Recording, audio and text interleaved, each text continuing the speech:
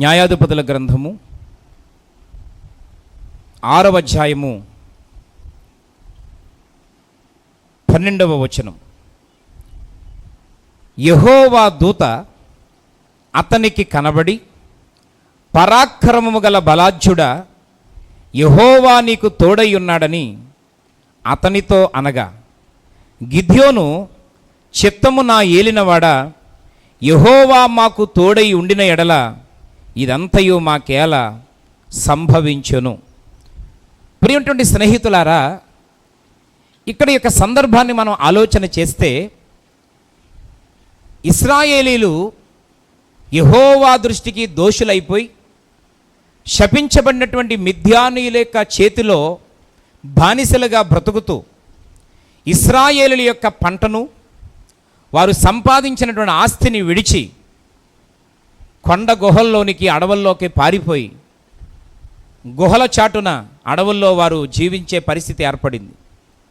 అయితే ప్రియమైనటువంటి స్నేహితులారా,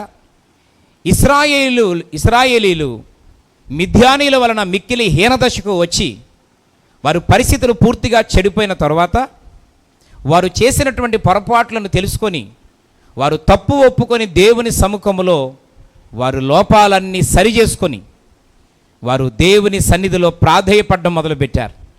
పశ్చాత్తాపడి సరిచేసుకోవడం ప్రారంభించారు. ఎప్పుడైతే ఇశ్రాయేలులు యెహోవా దృష్టికి మరలా అంగీకరించబడి ఇష్టలయ్యారో, దేవుడు ఇశ్రాయేలులను జ్ఞాపకం చేసుకున్నాడు. గమనించాలని కోరుతున్నాను.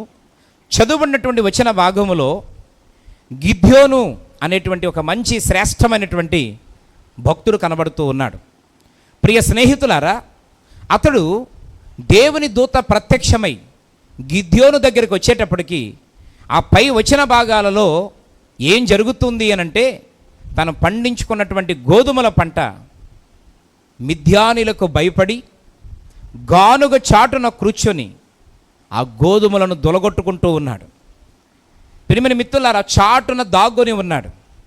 సుమారుగా 7 సంవత్సరాలు మిద్యానీయులకు భయపడిపోయి 7 సంవత్సరాలు వాళ్ళు దాగి రహస్యంగా బ్రతకాల్సిన పరిస్థితి వచ్చింది. అయితే ప్రియ స్నేహితులారా, గమనించాలని కోరుతున్నాను. దేవుడు ఒక దినాన గిద్యోను దగ్గరికి తన దూతను పంపి ఇలా మాట్లాడుతున్నాడు. పరాక్రమము కలిగినటువంటి గిద్యోన్, నీవు లే, యెహోవా నీకు తోడై ఉన్నాడు. ప్రియమైనటువంటి స్నేహితులారా, ఈ వచన భాగం యొక్క ఉద్దేశం ఏంటి అని అంటే, దేవుడు ప్రతి వారిని జ్ఞాపకము చేసుకుంటాడు. ప్రతి పరిస్థితిని దేవుడు జ్ఞాపకం చేసుకుంటాడు. నిన్ను కూడా దేవుడు జ్ఞాపకం చేసుకుంటాడు అనేటువంటి భావాన్ని కలిగిన మాట ఈ సందర్భంలో మనం చూస్తూ ఉన్నాం. గిద్యోను ఆస్తిపరుడే, గిద్యోను పరాక్రమము కలిగిన వాడే, గిద్యోను జ్ఞానముతో నింపబడిన వాడే, గిద్యోను పనితనము కలిగిన వాడే, సంపాదనాపరుడే. కానీ ప్రియ స్నేహితులారా, కొన్ని సంవత్సరాలు, కొంతకాలం అక్కడ ఉన్నటువంటి వాతావరణం, పరిస్థితులు గిద్యోనుని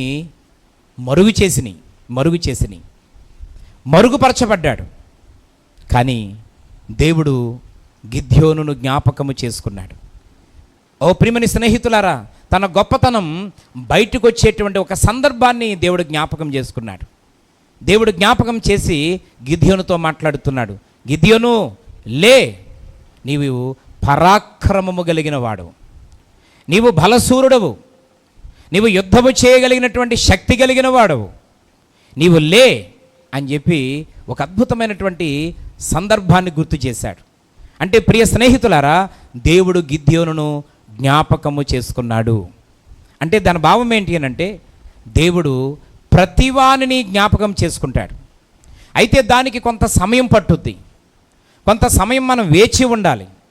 ఈరోజు దేవుని సముఖములో అనేక విషయాలు అడిగిన వాళ్ళమై ఉన్నాం మనం. ప్రభువా ఉద్యోగం, ప్రభువా ఇదిగో గృహం, ప్రభువా ఇదిగో సంతానం, ప్రభువా ఇదిగో బిడ్డకు వివాహం చేయాలనుకుంటున్నాను, ఇదిగోనైనా ఈ కోర్టు సమస్య, ఈ కేసులు ఇప్పుడు కొట్టివేయబడాలనుకుంటున్నాను.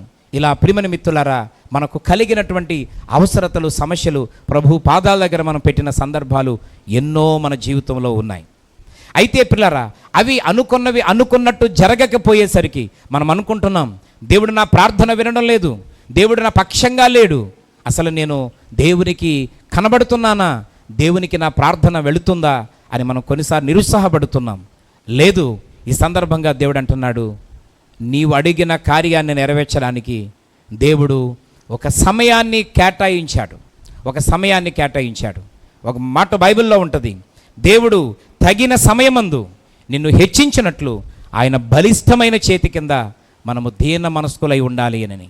అంటే దేవుడి వచన ప్రకారం చూస్తే మనను దేవుడు హెచ్చించడానికి ఒక సమయాన్ని కేటాయించాడు, ఒక నిర్ణీత కాలాన్ని దేవుడు నియమించి ఉంచాడు. అది త్వరలోనే నెరవేరబోతా ఉంది, అది త్వరలోనే జరగబోతా ఉంది. కనుక ప్రియమైనటువంటి స్నేహితులారా, తగిన సమయంలో దేవుడు మనల్ని కూడా తప్పకుండా జ్ఞాపకం చేసుకుంటాడు. ఈరోజు నీ ప్రార్థనకు దేవుడు జవాబు ఇస్తాడు. ఈరోజు నీ సమస్యకు పరిష్కారం ఇస్తాడు. నీ రోగం కుదుటి పడిపోద్ది. ఈరోజు మన బిడ్డలకు దేవుడు చక్కని సంబంధాన్ని తీసుకొని వచ్చి నీకు చక్కగా వివాహం జరిగేలా కృప చూపుతాడు. అద్భుతమైన రీతిలో గర్భాన్ని తెరిచి నువ్వు ఆశించిన మంచి బిడ్డను దేవుడు ఇస్తాడు.